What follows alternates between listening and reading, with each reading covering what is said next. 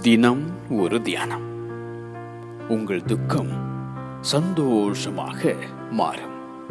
யோவான் எழுதின சுவிசேஷம் அதிகாரம் 16 வசனம் 20. என் சஞ்சலம் நிறுக்கப்பட்டு என் நிர்பந்தமெல்லாம் தராசிலே வைக்கப்பட்டால் நலமாயிருக்கும். அப்பொழுது அது கடற்கரை மணலை பார்க்கிலும் பாரமாயிருக்கும். ஆகையால் என் துக்கம் சொல்லி முடியாது என புலம்பும் யோபு.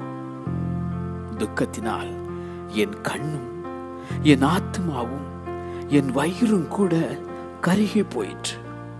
நான் வேதனைப்பட்டு ஒடுங்கினேன். நாள் முழுதும் துக்கப்பட்டு திரிகிறேன். என் துக்கம் எப்பொழுதும் என் முன்பாக இருக்கிறது என பாடும் அந்த தாவீது. உன் துக்க நாட்கள் முடிந்து போம் என உரைக்கும் ஏசாயா தீர்க்கதரிசி.